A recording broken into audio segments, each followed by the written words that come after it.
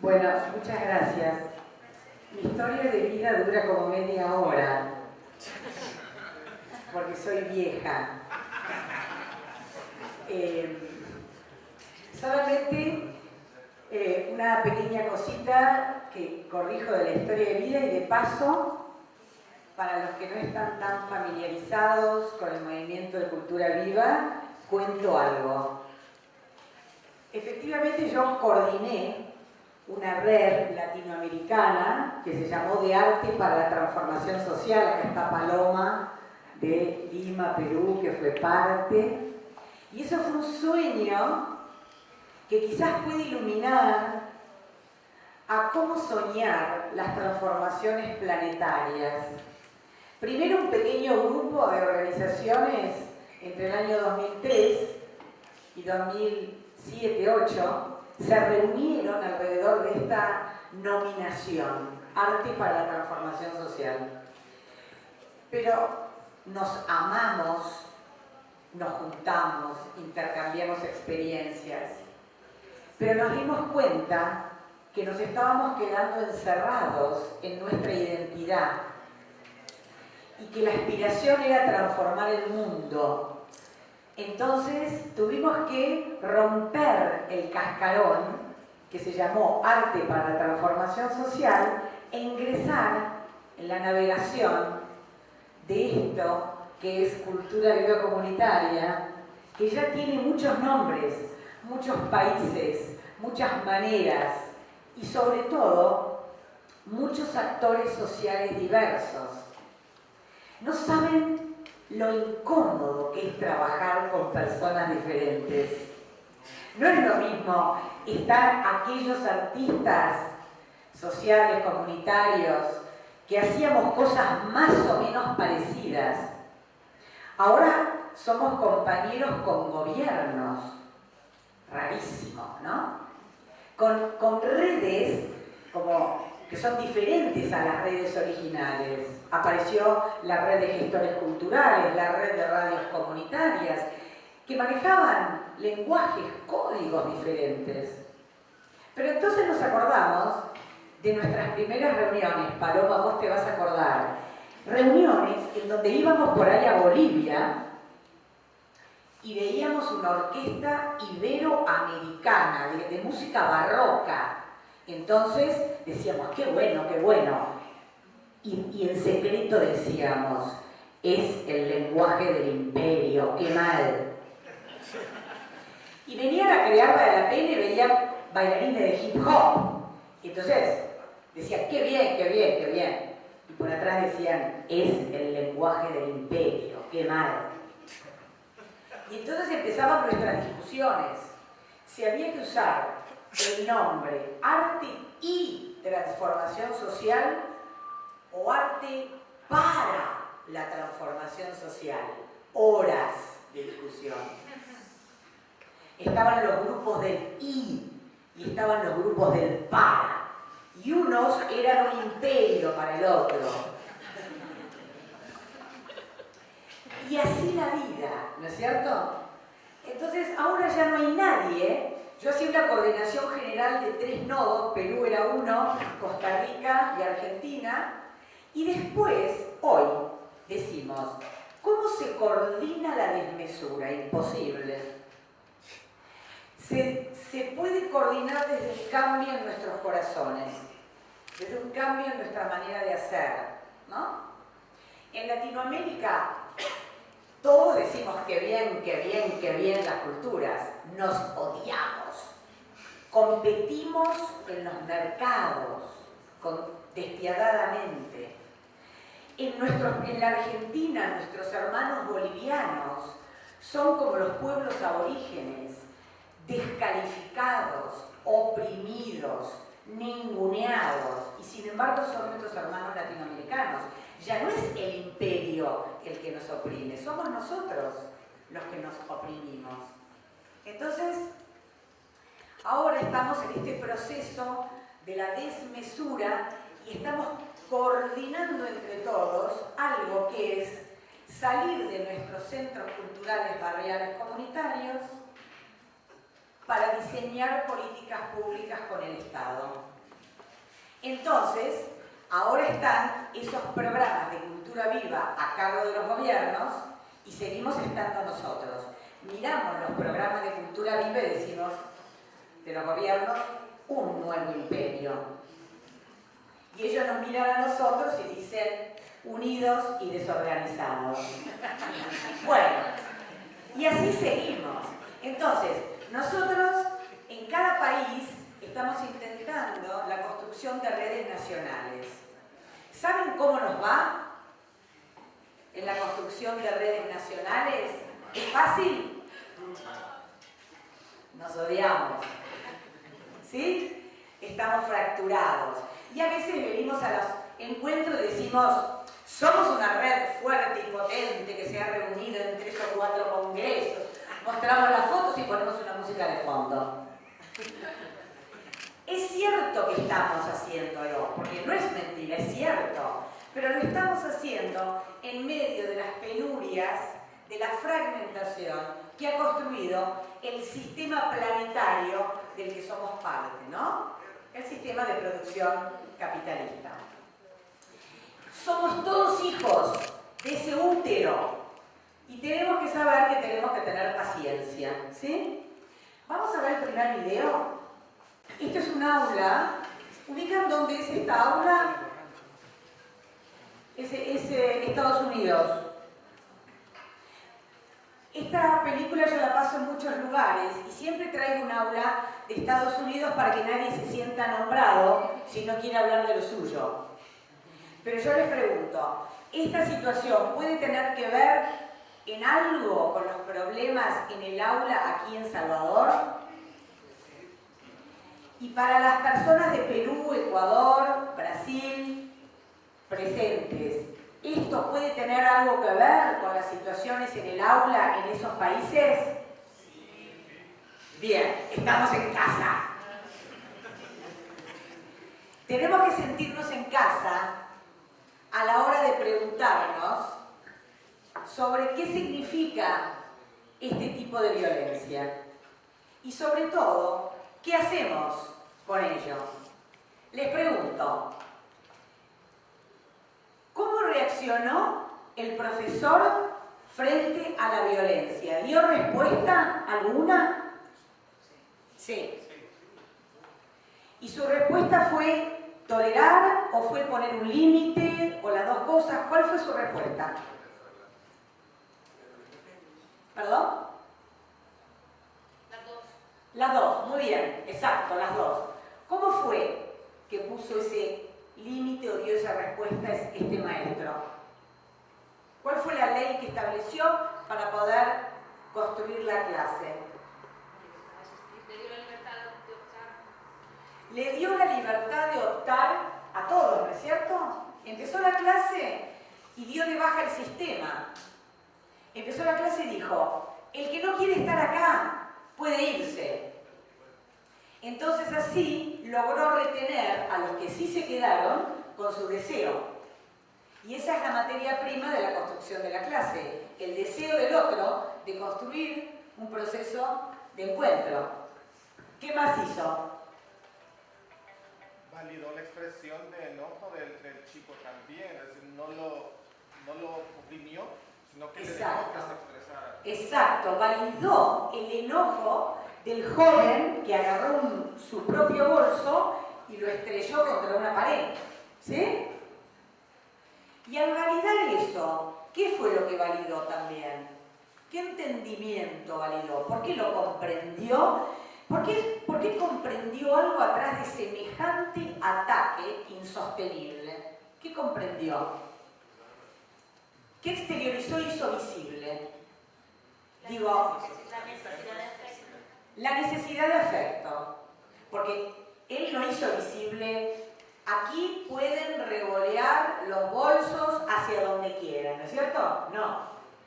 Y una necesidad de afecto que entendía qué cosa. ¿Por qué necesidad de afecto? Porque validó e interpretó que ese joven volaba un bolso como una expresión de la necesidad de afecto. ¿Qué es lo que reconoció? Su vivencia también personal a partir de Perfecto. ¡Qué buenos alumnos que es!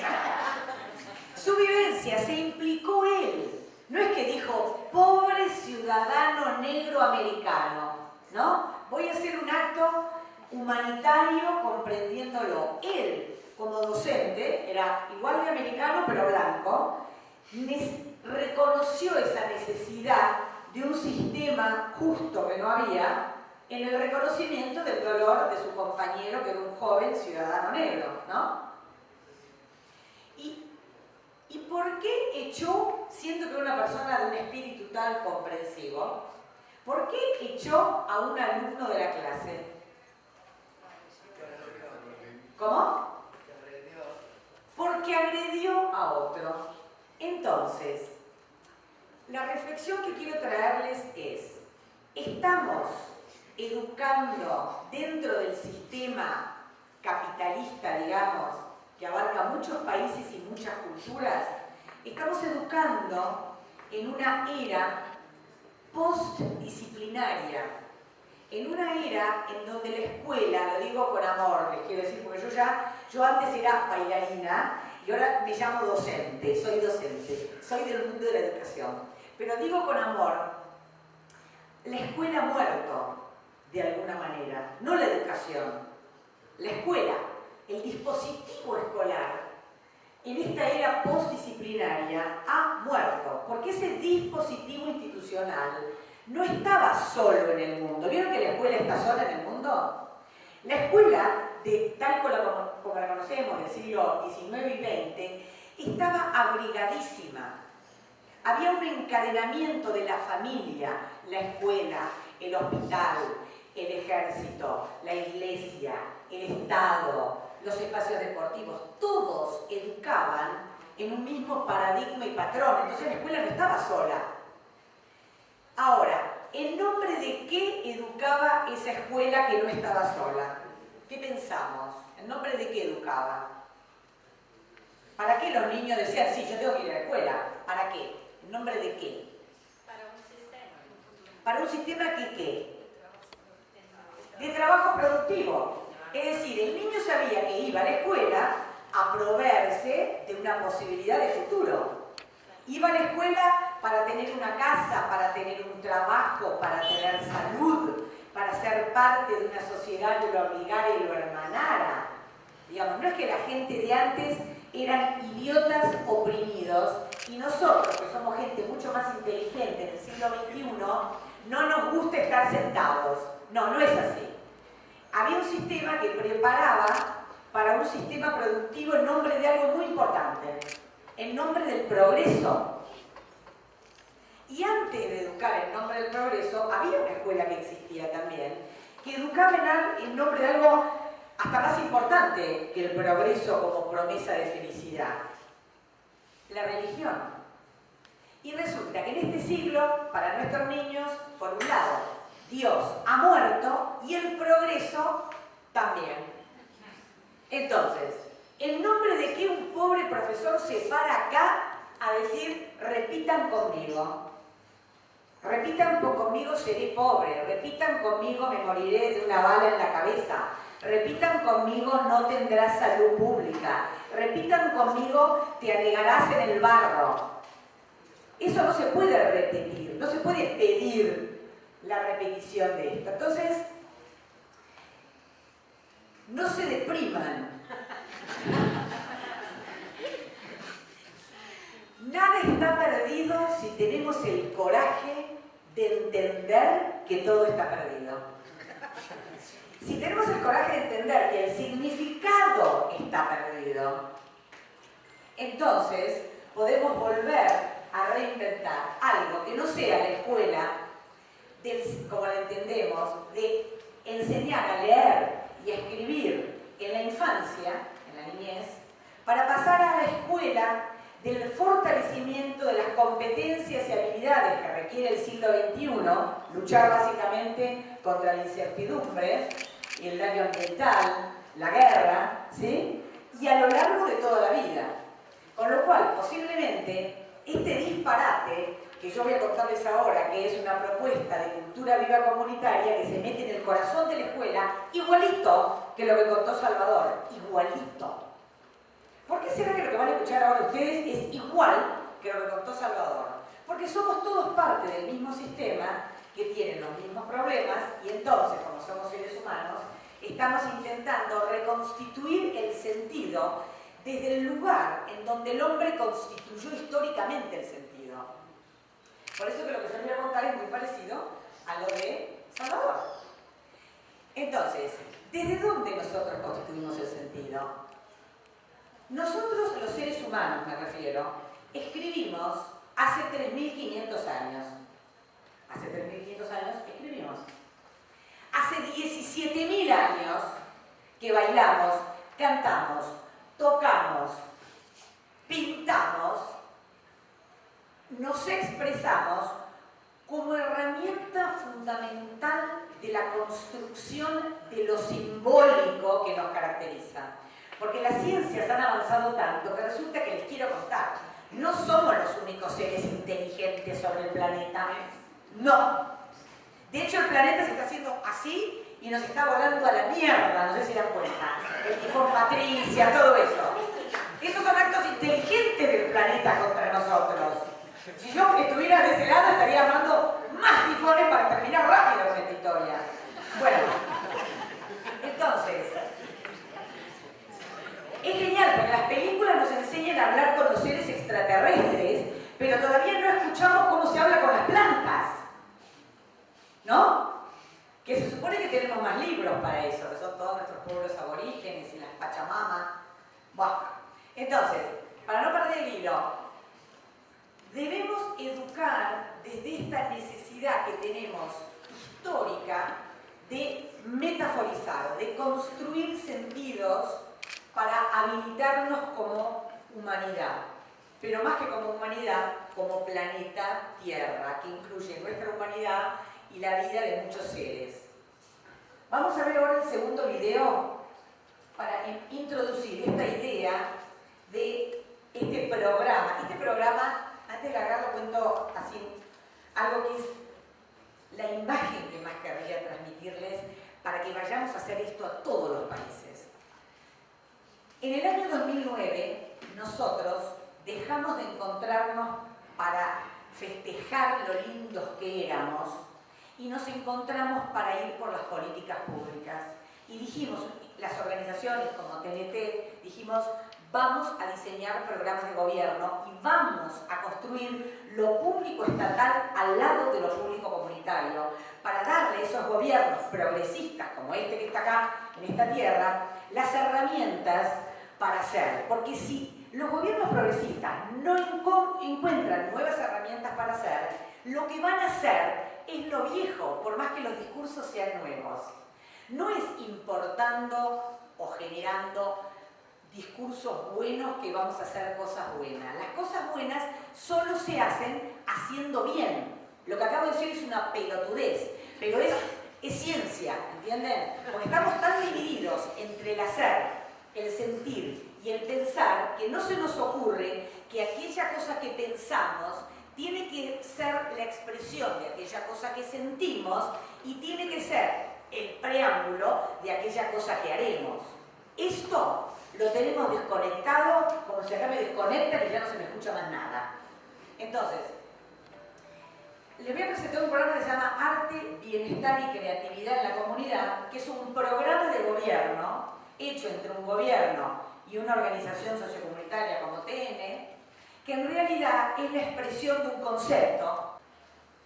Entonces, la pregunta si el programa va bien o mal es una pregunta que se contesta preguntándose, ¿el cambio de formato es un cambio en el sentir?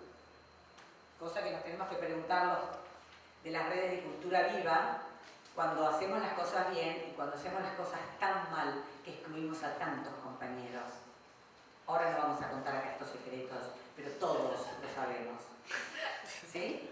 Entonces, vamos a ver un video de una experiencia, 3 minutos dura, en 20 escuelas públicas en la ciudad de Buenos Aires. Hace algunos años me invitaron a mí a presentar este programa cuando lo hacíamos extracurricularmente a una ciudad en Escocia que se llama Aberdeen. Aberdeen. Y entonces, ahí yo descubrí que estas actividades de jornada complementaria, digamos, extracurricular, eran actividades que en ese país se habían convertido en actividades curriculares. Entonces, aprendiendo de esa experiencia, diseñamos para la ciudad de Buenos Aires un programa de arte a través del currículo escolar.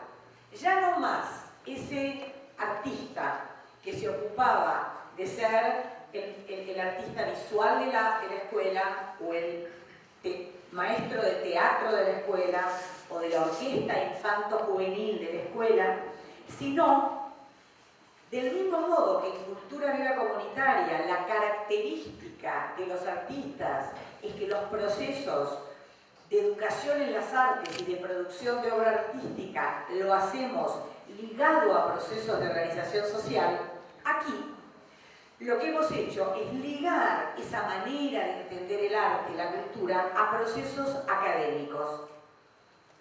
Ese es el laboratorio.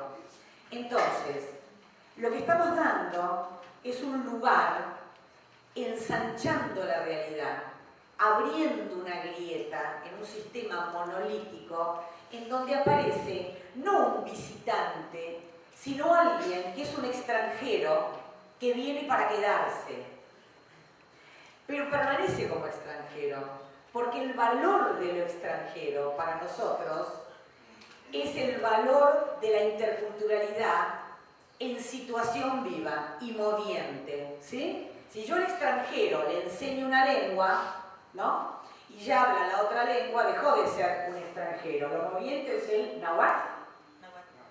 Entonces, este artista está insistiendo con su náhuatl adentro de cada una de las aulas y se pone al servicio de un proceso en donde él no es una figura central.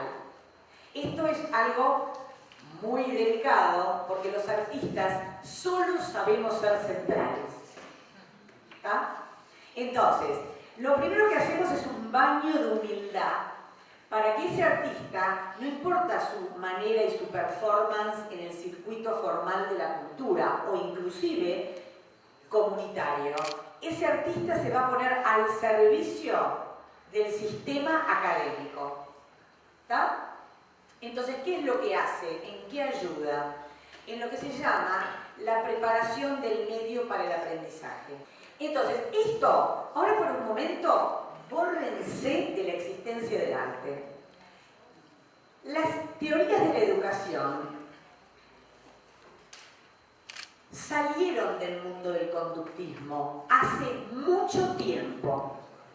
El llamado conductismo, por decirlo de una manera simple, es un principio pedagógico que supone la colonización del cerebro, cuerpo, emoción del individuo que va a ser educado. Es una condición sine qua non, ¿tá? Y sobre todo, ese conductismo concibe a la educación como la manipulación de la conducta, ¿sí? Nuestros maestros, por suerte, hace mucho que dicen no queremos ser conductistas y son constructivistas y creen que la educación está basada en la construcción de espacios enriquecidos y de vínculos y todo lo que nuestro maravilloso Paulo Freire le enseñó al mundo. También, por supuesto, Brunner y Fentesmacher y otros. Fentesmacher inclusive inventó una palabra nueva para la educación que se llama estudiantar, ¿sí? Es una palabra que se convierte en verbo, ¿sí? Estudiantar es el reconocimiento de que por más que yo esté acá sentada batallando con la palabra, a ustedes no le pasa nada, ¿sí? Entonces, esta aula ya es un desastre. Esto que está pasando entre nosotros es horrible, ¿entienden? Está bueno nombrarlo porque todavía, fíjense, todo el espacio este está ocupado por mesas. ¿Quiénes son los protagonistas de acá? Las mesas, no nosotros. ¿Por qué? Porque se entiende la comunicación como la escritura parado. Es decir, yo no sé cómo hacer para hablar acá, que no sea escribiendo, ¿entienden? Ahora me enojo un poco para que se den cuenta de lo que estoy diciendo. Porque uno, ¿no? Se supone que cuando uno habla no debe enojarse porque tiene que tener la neutralidad de la hoja en blanco con sus renglones. Entonces, avanzamos enormemente hasta Paulo Freire y sus compañeros ideológicos. Sin embargo, seguimos disciplinando nuestros cuerpos y nuestra emoción como lo quiso el conductismo, que fue la fábrica de los hombres para la fábrica, que los necesitábamos en silencio. Dice, hoy en día las grandes corporaciones ya no necesitan dormidos los cuerpos, no necesitan dormidos ideológicamente, por supuesto. Pero este asunto de dormir cuerpos en el aula ya no lo pide ni el poder hegemónico, pero nosotros seguimos cumpliendo, agarrándonos los dedos con una puerta. Bueno, entonces, volviendo a esto, en los institutos de formación docente debería haber muchas materias dedicadas a la lúdica, no solo porque TNT o Crear Vale la Pena lo diga, sino porque la otra mitad de la dimensión académica es la llamada dimensión socio-colaborativa. Yo pregunto a los docentes presentes acá cuántas materias han tenido para desarrollar dinámicas de grupo, liderazgo desde la confianza, trabajo con el cuerpo, lúdica, clima emocional, aulas heterogéneas, procesos de construcción colectiva. ¿Tuvieron varias de esas materias? Ok, bueno. Entonces, no es que viene un conjunto de piojosos de la cultura viva comunitaria que somos nosotros a hacer lío y ahora esta gente, ¿quién es? Uno dice. No, esto es un ausente en el sistema educativo y resulta que un conjunto de artistas, en vez de estar encerrados en el concepto de las bellas artes, que es ese hermoso lugar en donde uno espera a los managers, a la prensa internacional, a los grandes festivales internacionales, ese precioso lugar helado como una tumba. Bueno, ese lugar de las bellas artes ya no es más el lugar de todos los artistas. Esto lo digo además con mucho amor, porque yo fui bailarina de danza contemporánea, que es el mundo del elitismo absoluto, y yo fui la mujer más feliz del mundo haciendo danza contemporánea, les quiero decir. No reniego de eso, pero muchos de ese mundo fuimos a hacer danza contemporánea como vimos en la foto de Salvador, y hay inclusive una clase de danza clásica.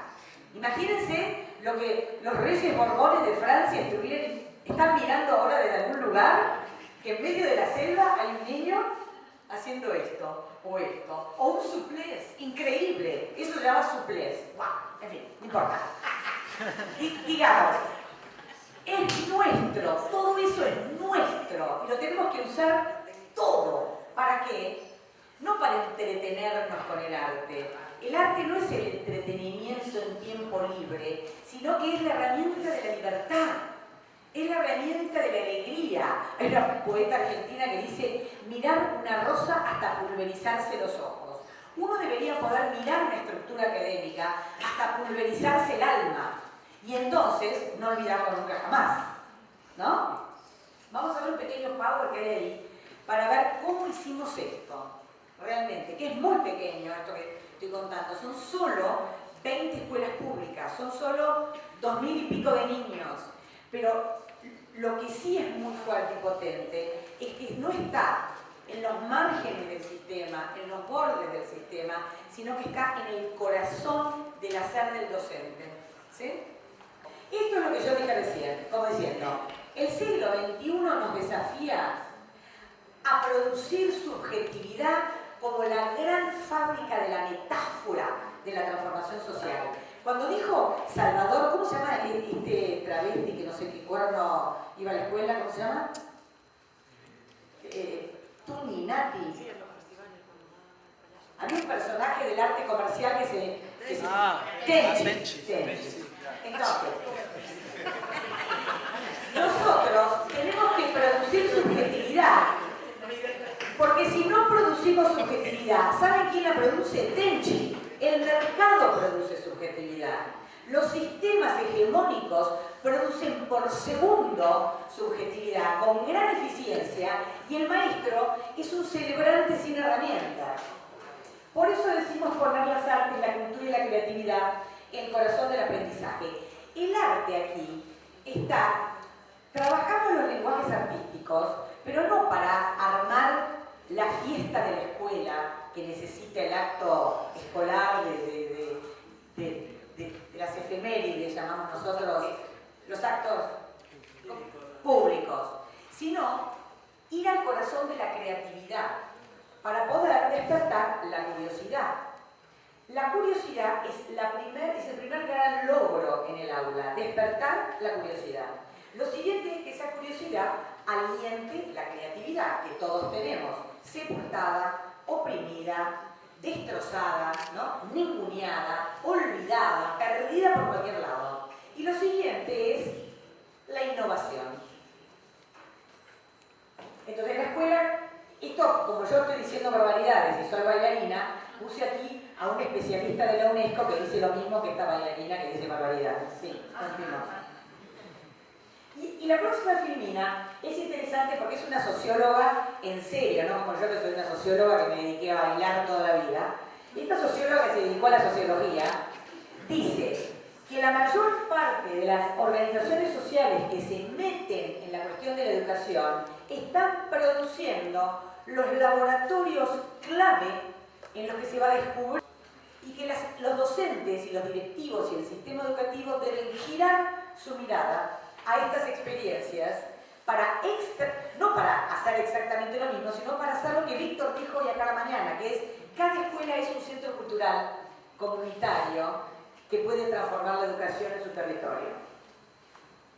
Las palabras clave de la actividad del docente y el artista trabajando juntos son escucha, sintonía, empatía, trabajo en equipo, sacar los escritorios, no más escritorios, no más mirarse la nuca, no más estar en silencio. Una clase en silencio deja de ser una buena clase.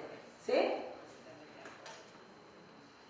Esto es lo que dije hace un rato, ¿no? Las relaciones dialógicas presuponen un lenguaje, pero la comunicación no se basa en el lenguaje hablado. ¿Sí?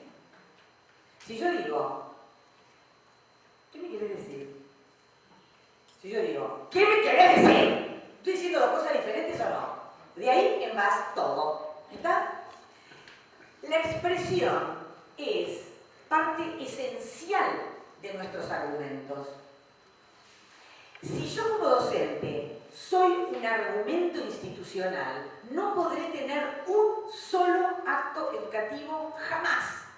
Si solo habla la institución a través de mi cuerpo, y si mi cuerpo se comporta como la institución, no estableceré relación con nadie, porque las relaciones son así. Esto no es diferente a ponerse de novios, amar, tener amigos. Los vínculos están siempre en una cierta desnudez. Uno después va y mete sus contenidos. Si yo soy bailarina o actriz, yo tengo un contenido aquí, porque quiero hacerlos reír, por ejemplo, o quiero emocionarlos. Y hay una cierta manipulación de la emoción, porque el arte es la manipulación de la emoción. But, ¿qué?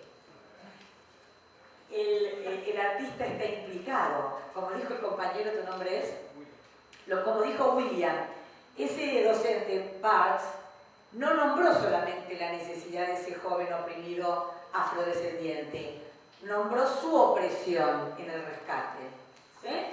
Entonces, crear capital y potencia social en la lógica de nodos educativos o entornos educativos. Es decir, a partir de cierto momento del siglo, decimos, debemos construir una red de entornos educativos a lo largo de toda la vida. Algunos tendrán a los niños solos, otros tendrán a los niños con los jóvenes, otros tendrán a los niños con los adultos y así siguiendo. Y sucederá en diferentes lugares del territorio, esa constelación educativa que antes guardábamos en un solo edificio que era la escuela. Estos son los 4 acuerdos que hacen 164 países en el año 1996, ¿no? Qué horror. La masacre, ¿aquí cuándo fue? La del 25 o la segunda. No fue el 90. Entonces, el gran Gerizim. Nosotros nos reunimos en el mundo diciendo que lo más importante de todo es aprender a hacer, mientras que vamos haciendo diferentes genocidios en diferentes territorios. ¿Sí? Es decir, hay tal distanciamiento entre la palabra y la acción, tan brutal es esto. Pero uno dice, claro, como les contesta al empezar, los malos hacen eso. Y nosotros no nos damos cuenta que nosotros somos los que distanciamos y que construimos eso en cada espacio nuestro, no solo de las escuelas, sino también de las organizaciones sociales, en donde nos olvidamos de incluir e integrar, porque estamos de acuerdo con las ideas de este, porque aquel está con el gobierno y yo no, o porque yo estoy con el gobierno y él no, y lo que fuera, ¿sí? Es decir, la educación, la discriminación no es el resultado de la falta de educación, es el exitoso resultado de la educación que todos desarrollamos en todos lados. Entonces, aprender a hacer, aprender a aprender. Cuando firmaron esto, Google todavía no había estallado. Aprender a conocer es una nueva materia que tenemos que tener, porque no hay ningún docente sobre el planeta que se puede parar acá a dar una materia con la presunción de que es la persona que más sabe sobre eso. Porque cualquier joven se mete en internet, saca la clase virtuosa y esta persona no sabía nada. Aprender a conocer, aprender a convivir y aprender a hacer. Estos son los principios de educación-acción. Entonces, la fórmula para el experimento es un grupo de artistas, preferentemente comunitarios, pero no solo, reciben un breve entrenamiento para entender el sistema educativo y la escuela, para no ir así como están, sino de verdad comprender qué son los programas educativos, cómo funcionan, etc. Luego, un grupo de docentes que va a trabajar con ellos reciben una capacitación en lúdica a través del currículum, que es, este no vale $10, vale $100.000 porque tengo uno solo. No. Este lo voy a dejar aquí, en el Ministerio de Educación, tiene uno. Pero sobre todo está libre, de acceso libre en la página de Que Graba la Pena, lo pueden bajar íntegro. Si gastan un poco de papel, se lo bajan entero, ¿sí? Entonces, el docente entrena determinadas herramientas en música, danza, canto y teatro que no requieren ni que sepa cantar, ni bailar, ni hacer teatro, ni artes visuales. Para que pueda usar esas dinámicas, son más o menos también 70 en el aula.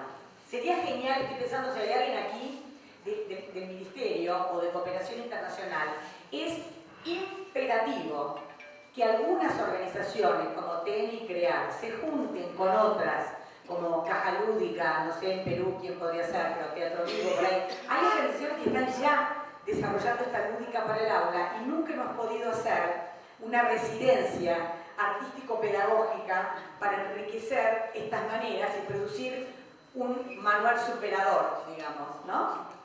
Bueno, esto es para la mejora de la calidad educativa. Entonces, se mezclan las artes visuales con la matemática, la danza con las ciencias naturales, la música con las prácticas del lenguaje, en fin, el teatro con los temas de ciudadanía, lo que fuera. Porque ese artista está desafiado, así como si yo soy coreógrafa y quiero hacer una obra de teatro, tengo que mirar la obra de teatro y tengo que convertirla en una danza. Aquí, de la misma manera, yo tengo que convertir en un movimiento o en una danza la puerta del conocimiento para enseñar triángulos, por ejemplo. Ese es el desafío. ¿Está? Bien. Paula ya se empezó a leer el libro, me encanta. Después, el trabajo no es solo adentro del aula, el trabajo también es entre las aulas. En nuestras escuelas hay los patios, que son los espacios de encuentro, que son como la plaza pública de nuestra ciudad, están igual que las plazas públicas de nuestra ciudad. Se roban, se matan, se pegan, se discriminan, porque eso es lo que pasa en nuestras calles. Entonces, La calle es igual que los recreos, intervenimos en ellos, igual que Cultura Viva Comunitaria interviene en los espacios públicos. Entonces, la idea sería generar una ruta de 2 vías entre escuela y comunidad, ¿sí? De la siguiente manera. La escuela, hemos descubierto que en relación a dos o tres elementos bien duros para poder transformar el sistema, que son, por un lado, el Estado, por otro lado, las redes narco, ¿sí? Por otro lado, el mercado. Hay algo que todavía resiste en la escuela con mucha fortaleza, con mucho coraje, que es el reconocimiento de la comunidad. Entonces, si trabajamos cambios y transformaciones culturales desde la escuela, podemos minimizar los riesgos de enfrentar estos poderes tan gigantes del status quo. Entonces, en la escuela, el artista vinculante tiene un tiempo dedicado a identificar las organizaciones barriales con la que la profesora de historia hará una actividad por ahí en la radio comunitaria de ese territorio, ¿sí? Con los espacios deportivos, justamente el fútbol, como dijo muy bien Salvador, pero es increíble, yo lo escucho a Salvador y no lo puedo creer. Esto es así en todos nuestros países de la región. Arte, cultura y deporte no es la unidad virtuosa de todo eso, es FIFA en nuestras pequeñas escuelas. Y cuando es FIFA, no es chiste, que es prostitución, adicciones, violencia, robo, ¿sí? Salvo el fútbol callejero, que es una práctica también por suerte mundializada de mediación sin mediadores, todo lo demás que tiene que ver con el fútbol, que es fantástico. Tenemos iba a decir al mejor jugador del mundo, pero como están los brasileños no lo voy a decir. Tenemos grandes jugadores, pero realmente esas grandes figuras no hacen nada contra esto otro que es sistemático, que es el crimen organizado a través del fútbol, ¿no? Bueno, pero encontramos muy importante trabajar también con los espacios deportivos, pero sobre todo, y ya que menciono Brasil, el artista que llamamos artista vinculante debe identificar en la comunidad a los griol, que son los portadores de cultura, para que entonces el tema de la lengua, como el nahuel, o el tema de las semillas, o el tema de la salud, o las costumbres que esa comunidad tiene, puedan ingresar también al currículo escolar, ¿sí? Por ejemplo, este es un director de escuela. Imagínense un director de escuela que está vestido como un boliviano bailando una morenada. Cuando nosotros fuimos a esa escuela, nos conectamos con los padres y la familia boliviana. El 65% de los niños de esta escuela en Argentina son bolivianos.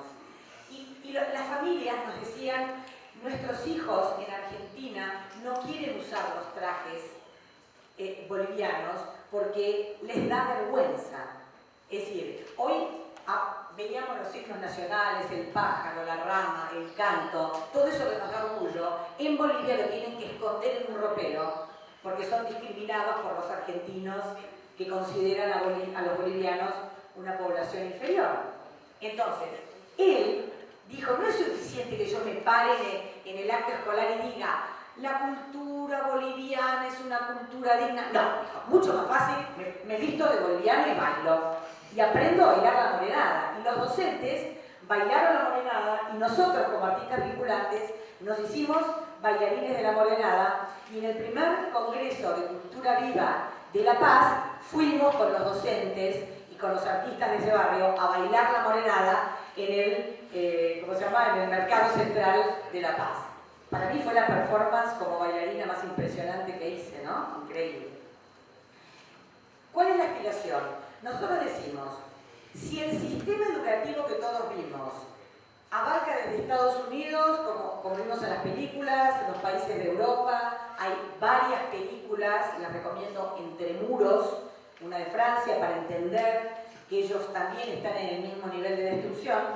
Si el sistema se construyó globalmente, solo lo vamos a deconstruir globalmente. Entonces estamos armando un espacio de diálogo, por el momento está integrado por Buenos Aires, digamos Argentina, Escocia, Colombia, ¿sí?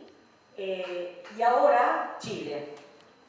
¿Y qué hacemos ahí? Nos encontramos y vemos cómo lo estamos haciendo, vemos qué presupuestos se están invirtiendo, etcétera, etcétera.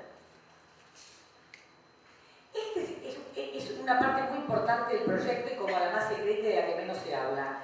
Fíjense que quienes hacen no es el Estado solo.